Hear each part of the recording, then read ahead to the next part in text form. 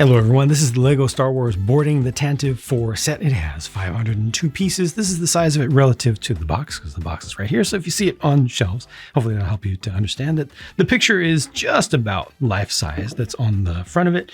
And this cost me $55 US. I did build it live during a special bonus charity stream over on Twitch. It comes with 7 minifigures, and one of those minifigures is one of the 25 years of LEGO Anniversary Special Edition ones. Now, obviously, this is a hallway scene and it's cut away, so there should be everything that you see over there over here, but that's just missing so that we can actually see it. And that totally makes sense to me. And there are these additional things sticking out from the sides that maybe aren't the most aesthetically pleasing, but they do things. They contribute to the main play feature, I would say. I would call it the main play feature of it, though not the most impressive.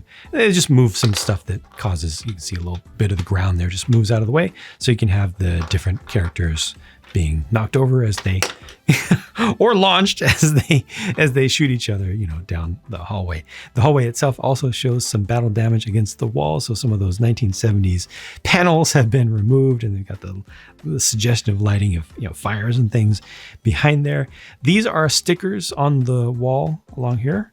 And then up here is another sticker, but that for the door, thankfully, is a print. There's a specific reason for that, because it needs to be able to move. That door will actually open. You'll see that in just a minute. But you have a couple other spots. So you've got this one here. We can also make, oh, it goes this way. You can also make somebody fall down. And then you've got this one over here. They can make that guy fall down. That's actually pretty cool. I don't think he's supposed to do that, but hey, he goes out the door. It works for me. And we'll look at the minifigures up close, of course. I like seeing the little bit of red that shows through right here. It also shows through on this part. Just generally, the texture of the main section of this, the main interior section, looks really good. But this whole set was not particularly designed to be multiplied.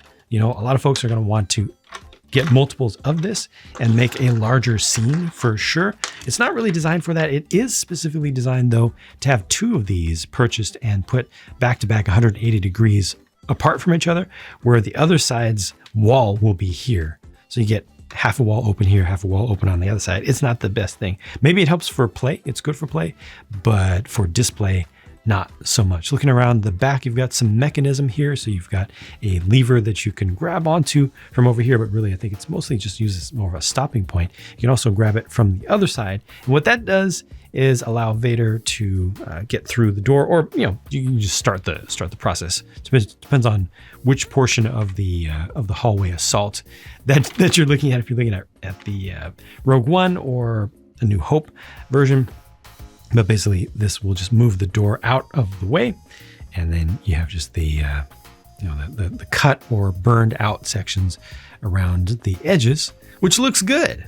It looks very good. And then you've got one figure that can be standing there ready to come through, or you could have a couple of Stormtroopers off to the side. This works pretty well, except when I first put it together, I realized that I had this tile right here pushed down just a bit too much, which put too much pressure on the mechanism, which bound the whole thing up. So if you build this and you have a little problem with it not opening smoothly, just take this whole section here and just lift it up just a little bit, just loosen it up. It's kind of like when you build stuff with Technic, you need to have just a little bit of looseness in the system.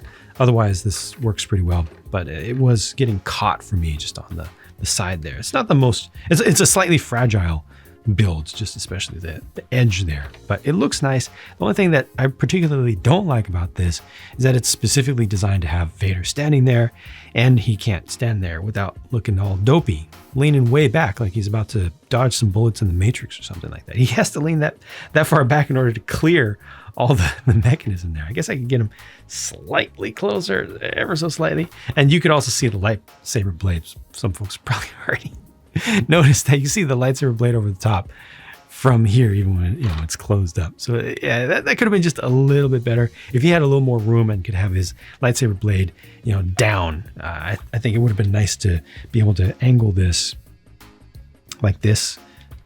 He often had kind of a lazy carry to his blade when he was just walking around. He just had so much confidence. So I think that would have been an acceptable and sensible thing to show. But it's just oh. I mean, he is having to lean back, but it's kind of wedged in there a bit. But it works. It works. Okay. I stand corrected. You can get something like that. Then you don't see the lightsaber blade sticking up. But wow, it's the first. I tried a bunch of things to get this to work, and it's just barely wedged up against that edge right there. So it's rubbing, but it does work. Okay, I'll accept that. I'll accept that. A little more room though, so you didn't have to have it just perfect. Would have made it better. Since we're already talking about Vader, might as well get up close and personal with them. This is a very good Vader figure. Still has that looking up all the time looking style to the design of the helmet there. But look, this has the printing on the arms, which looks really good. It's got the soft cloth cape, which is easy to work with and play with and to pose with. And this is Captain Antilles, and obviously these two go together for a good reason. And because they are together, we have this alternate face for Captain Antilles there, which is correct and appropriate. If I do like this, like you can almost feel the strain right there. So I think that graphic design wise is pretty perfect. And I think just the whole figure works out for this one, looking underneath. And of course you can flip the visor down on these, but it's typically not done. And then just looking at the head of Vader, the white base, and just has the scratches, the scars around the back.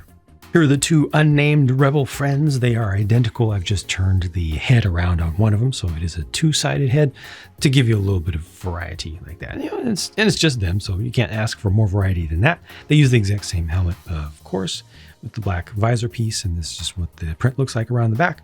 Each comes with, hey, thankfully, not stud shooters still. They did catch on, I'm glad. It caught on a while ago, but I'm glad that they did. And those are in silver. And then here are the two regular Stormtroopers with the comically oversized faces to the helmets, that most recent generation that's really, really well produced and makes sense in some ways, but ultimately does look like the Family Guy style of Stormtrooper to me still to this day. Again, really well designed for what it is, for what they were going for, but the style doesn't work. The caricaturization doesn't work for me, and I don't think it ever will. Underneath, you do get some variety here. This is not just a regular brown. I forget the proper name of it, but it's the slightly desaturated, and mostly just slightly desaturated, more mocha color there. Last, this is the special edition 25th anniversary of Lego Star Wars ARC Trooper 5's figure, which is a very fancy figure. Look at this. It's got the pauldrons done in a specialized printed cloth piece. It's like the crinkly, more papery cloth piece. You got print on that side. Let me actually let you see what that looks like just a little bit better. I'll go ahead and take the head off as well. The helmet does have a unique print for that face. Sorry, we're out of focus a little bit there, but there you go. We need to look at the whole thing. I'll get you back to looking at the face. Does have print for the arm there, print for the arm there. That looks pretty good to me. The print for the helmet doesn't bother me too much. It ain't perfect, that's for sure, and customs are better without question. But it's not too bad. Overall, I like the look of this, but with this one, definitely it's the lack of any sort of suggestion of the waist cloth piece. Even if it was just printed, I think I could be perfectly fine with that. But the fact that they included a cloth piece up here that's specialized, but didn't include one down here for this anniversary figure that is specifically for collectors, really, collectors, no matter what the age, I think this one could have been done better personally. But here's a better look at the face. The face is good. The face is very good. It's unfortunate about the extra height of the bracket piece there, making the neck look a little bit weird. But I think if this was actually played with and this got worn in, it would start to look a little bit better if it started to fold down, the pauldron itself. Slightly built up backpack there. And there's what it looks like around the back. Comes with the two pistols. I like these pistols personally. They feel kind of right to me. Oversized is definitely, but it kind of has the right kind of overall shape and feeling to me for the way that those were used. It's just in my opinion, it works for my brain as a Legoification. I really appreciate this line right here that represents the bottom of the spalder there, that shoulder armor piece. I would love to see that more and recognition of the existence of spalders in clone figures especially. So that's really nice to see. That's probably my favorite thing here, with the second favorite thing being the face. Fives also comes with one of these 25 years of Lego Star Wars stands, plus a piece to connect multiple of these little anniversary stands together, all the ones that are built basically like that. And it's a pretty nice print with some nice metallic coloring on it. And that brings me just to the leftover pieces. As usual, we have all the other pieces. Anytime they need to use one of these parts, you get all of them because that's how they come. There's also this 1x1 clear cylinder piece. That's to put Wedge on to show when he's levitating, when he's being choked, force choked. So that's technically part of the set as well. And this is what the sticker sheet looked like. Unfortunately, these stickers, I think the quality of the printing was pretty good, but the white is actually pearly. There's a lot of iridescent metallic style of flake in it. I don't think it's actually metal, but it's very pearly and it's much brighter white than the color of the white Lego brick pieces. The price of this again was $55 US. It's 55 euros, 50 pounds UK, or $70 Canadian. And to me, when I look at this, the first thing that comes to mind, just kind of off the cuff, is I would love for this to be 40 bucks today, which means that the price actually isn't that far off from what I expect, because I would ask for it to be 40. It would be 45 probably. 50 is a stretch, only because of the figures and one of them being extra special. Wish that the figure was a little bit more special than it is, but at least Vader is good, Antilles is good, Rebel Friends are good. The Troopers, they're good for what they are, for, if you're good with how they're designed. Like the production quality is at least good there.